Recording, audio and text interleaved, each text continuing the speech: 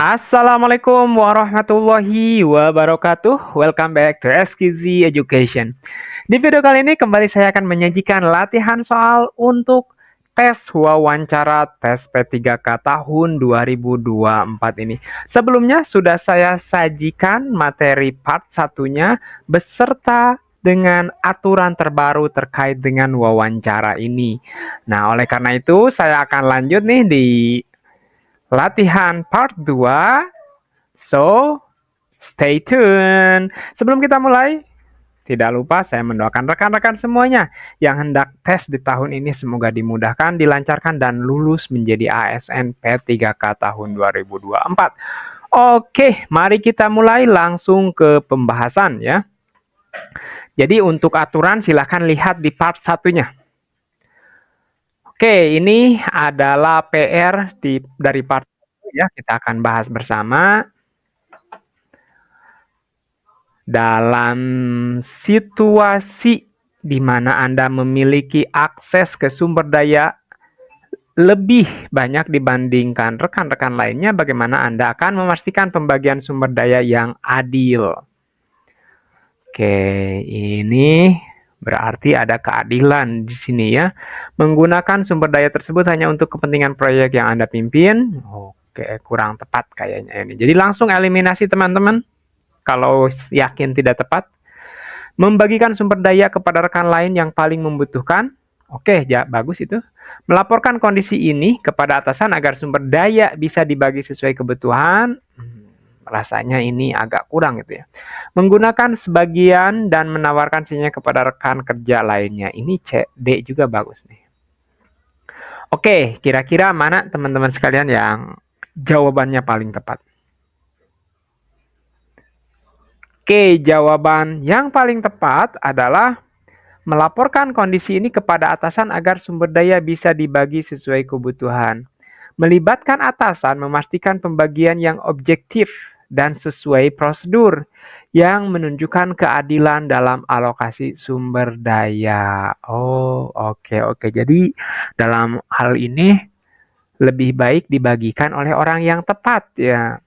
Karena kalau kita yang membagikan, takut-takutnya nanti ada yang misalkan tidak mau menerima, atau misalkan ada yang curiga bahwa proyek yang kita pimpin misalkan itu lebih besar sumber daya yang diterimanya seperti itu. Jadi untuk keadilan C alangkah lebih baik ya. Oke, nomor 12, Anda mengetahui bahwa hasil evaluasi kinerja Anda lebih rendah dibandingkan rekan kerja dengan performa mirip. Apa yang akan Anda lakukan? Oke, ini menarik nih, evaluasinya lebih rendah. Padahal ada rekan kerja yang performanya mirip dengan Anda gitu kan. A, meminta penjelasan dari atasan mengenai hasil evaluasi tersebut. Ini bagus nih. Bisa ya. Menerima hasil evaluasi tanpa pertanyaan demi menjaga hubungan kerja yang baik. Nampaknya ini kurang poinnya. Memperbaiki kinerja tanpa mempersoalkan hasil evaluasi yang ada. Oke, bisa jadi. D, mengajukan protes resmi untuk meminta penilaian ulang secara terbuka. Oke. Nah, kira-kira mana nih? Ini bagus semuanya nih. Kecuali B ya. Kalau B itu kayaknya yang paling rendah nilainya. Oke, jawaban yang paling tepat di sini adalah A ya. Meminta penjelasan dari atasan mengenai hasil evaluasi tersebut. Pilihan ini menunjukkan sikap yang adil dan terbuka serta keinginan untuk memahami alasan di balik keputusan secara profesional. Jadi itu langkah yang tepat dalam apabila ada situasi seperti itu. 13, Anda menemukan bahwa rekan kerja Anda berbohong kepada klien demi menutup kekurangan dalam proyek yang sedang berjalan. Apa tindakan terbaik yang Anda lakukan? Oke, jadi ini lumayan rumit ya. Nah, ini kira-kira mana nih langkah yang paling tepat? A, melaporkan langsung kepada atasan karena ini pelanggaran etika. Oke, bisa jadi ini ya. B, memberitahu klien kebenaran agar mereka tidak salah informasi. Ini bagus juga. C. Menasehati rekan tersebut agar memperbaiki informasi yang jujur kepada klien. D. Mengabaikan karena, nah ini D ini udah jelas ya, nilainya paling rendah nih. Antara A, B, dan C nih. Ini dilema banget nih ya.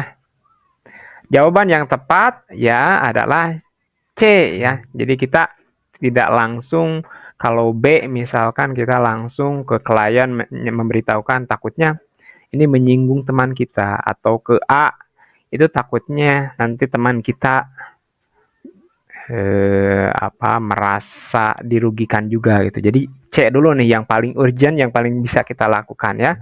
Pilihan ini menunjukkan pendekatan etis yang tidak langsung konfrontatif, memberikan kesempatan rekan tersebut untuk memperbaiki tindakan. Oke, ini langkah terbaiknya. Lanjut ya, nomor 14. Jika Anda menyaksikan rekan kerja yang melanggar kebijakan perusahaan, namun tidak menyebabkan kerugian besar nih, apa yang akan Anda lakukan? Oke, ini ada pelanggaran tapi tidak menimbulkan kerugian nih. Kira-kira apa yang paling bagus langkahnya? A. Memberitahukan peringatan secara pribadi agar tidak mengulanginya. B. Melaporkan ke bagian HR sesuai prosedur perusahaan. C. Mengabaikannya jika dampaknya kecil untuk menjaga hubungan baik. Ini C pasti kurang bagus nih. Karena ada kata-kata A, B ya, agak kurang ini. D. Menyampaikan kepada atasan untuk mendapatkan arahan lebih lanjut. Oke, ini bisa jadi juga nih. Dalam situasi ini. Nah, jawaban yang tepat adalah A ya. Memberitahukan peringatan secara pribadi agar tidak menguranginya. Jadi lihat teman-teman, apabila bingung, jangan lupa dibaca lagi aturannya. Lihat video saya di part 1, itu ada aturannya tentang wawancara ini, apa yang dinilai. Ada aspek-aspek yang dinilai di sana itu. Nah, silakan dipelajari lagi ya. Pendekatan ini menunjukkan integritas etis sambil tetap mempertimbangkan hubungan profesional dan memberikan kesempatan perbaikan. Jadi ini langkah yang paling bisa langsung kita lakukan. 15. Anda bekerja di tim yang mendapat informasi rahasia terkait proyek besar. Salah satu anggota tim membocorkan informasi tersebut kepada pihak luar. Apa tindakan Anda? Nah, kalau ini kayaknya agak berat nih pelanggarannya nih. A. Melaporkan kejadian ini kepada pimpinan perusahaan. B. Menanyakan alasan rekannya yang sebelumnya mengambil tindakan. Menanyakan alasan rekannya sebelum mengambil tindakan. C. Meminta rekan tersebut untuk segera mengklarifikasi kepada pihak luar. D. Mengabaikan karena dampak bocor informasi tersebut belum terlihat. Ini untuk D ini sudah jelas kurang tepat, tapi A, B, C ini bisa jadi ya. Melaporkan ke pimpinan atau menanyakan alasan, meminta rekan tersebut untuk segera mengklarifikasi, ini mungkin saja. Nah, tapi mana yang paling bagus di antara semuanya? Jawabannya adalah A ya. Karena ini sudah menyangkut sebuah rahasia, ini lebih urgent, lebih penting gitu. Jadi biasanya kalau hal-hal yang besar, hal-hal yang dapat merugikan perusahaan, apalagi ini rahasia, biasanya langsung ya. Pilihan ini menunjukkan kepatuhan pada etika profesional yang melindungi kerahasiaan perusahaan dan tanggung jawab yang lebih besar. Iya, ini karena ini tanggung jawabnya besar ya. Kenapa harus melaporkan? Bisa saja kita secara personal misalkan mendekatinya atau ngobrol, tapi itu tidak menyelesaikan masalah karena ini akan berdampak nantinya. Jadi nanti langkah-langkah pimpinan itu akan lebih baik, Kak. Oke, selanjutnya ini nomor 16. Jika atasan Anda memberikan instruksi yang berpotensi melanggar kebijakan perusahaan, apa yang akan Anda lakukan? Oke, kita lihat pilihan jawabannya nih ya. A. Menolak instruksi dengan sopan dan menjelaskan alasan keberatan Anda. B. Meminta klarifikasi mengenai dampak dari instruksi tersebut. C. Mengikuti instruksi karena itu adalah perintah langsung dari atasan. D. Mengusulkan alternatif lain yang sesuai dengan kebijakan perusahaan. Ini D bagus nih. D. Dan A ini bagus nih. Ini A juga bagus ya, menolak instruksi dengan sopan dan menjelaskan alasan keberatan Anda. Oke, kira-kira mana yang terbaik? Jawabannya adalah D ya. Mengusulkan alternatif lain yang sesuai dengan kebijakan perusahaan. Jawaban ini menunjukkan kemampuan berpikir etis untuk mengikuti kebijakan perusahaan tanpa menolak instruksi secara langsung. Jadi itu sebenarnya menolak tapi tidak secara langsung ya. Ini lebih bagus. Nah, ini berpikir etis ini adalah salah satu aspek dalam wawancara ya.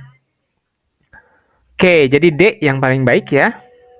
Kita kasih alternatif yang lebih bijak. 17. Anda sedang bekerja pada proyek dengan jadwal yang ketat. Namun Anda baru mengetahui bahwa beberapa prosedur belum diikuti sesuai aturan perusahaan. Apa tindakan Anda? Oke, Anda sedang bekerja pada proyek dengan jadwal yang ketat nih.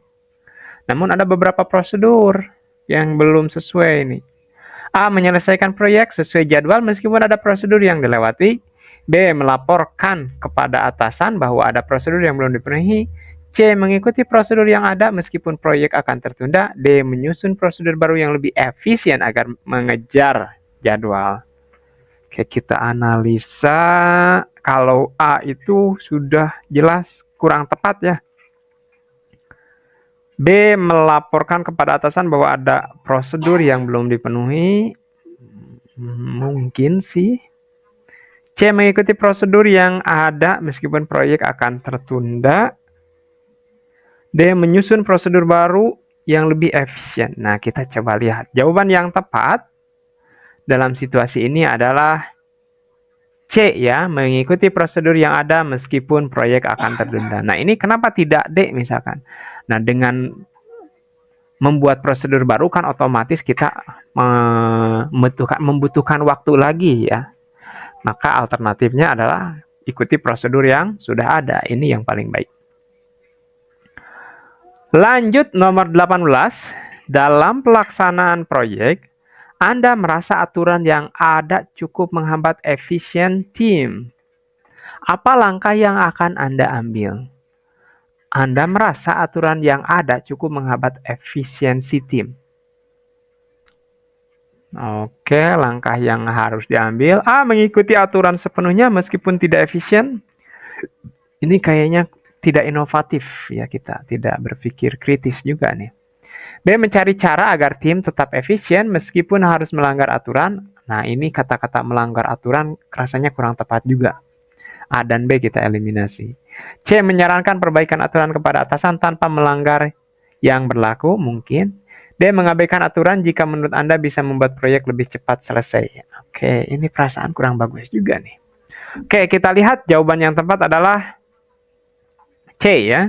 Jadi kita sarankan perbaikan aturan kepada atasan tanpa melanggar yang berlaku. Menyampaikan saran perbaikan menunjukkan inisiatif untuk efisiensi tanpa melanggar kepatuhan terhadap aturan. Oke, itu langkah yang paling baik.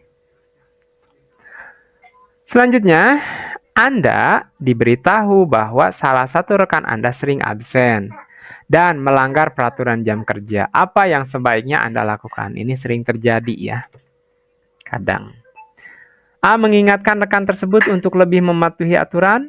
B. Melaporkan ke bagian HR agar dapat ditindaklanjuti. C. Membiarkannya karena itu adalah urusan pribadi rekan tersebut. Oke, ini langsung eliminasi. D. Memberi saran kepada rekan tersebut untuk mencapai alasan absen kepada atasan. Mungkin bisa jadi A. A bisa jadi, B bisa jadi, D bisa jadi nih. Oke, jawaban yang tepat adalah B ya, melaporkan ke bagian HR agar dapat ditindaklanjuti. Melaporkan ke HR menunjukkan kepatuhan terhadap prosedur yang ada dan memastikan peraturan diterapkan dengan benar. Jadi lihat, diperhatikan ya. Ini kata-katanya sering ya, sering absen. Nah, kalau jarang masih mending. Ini kan udah kata-kata sering di sini kata kuncinya. Jadi harus jeli kita ya. Oke, jadi B jawaban yang tepat. Selanjutnya 20. Jika Anda menemukan bahwa dalam suatu situasi aturan perusahaan tidak sepenuhnya adil, apa yang akan Anda lakukan? Ini keadilan ya. Jadi situasinya itu tidak adil nih dalam sebuah perusahaan ini. A. Mengikuti aturan sambil mencoba mencari solusi agar lebih adil. B. Mengabaikan aturan tersebut untuk membuat keputusan yang lebih adil. Nah, ini kayaknya kurang tepat nih. C. Menyampaikan kepada atasan tentang ketidakadilan aturan tersebut.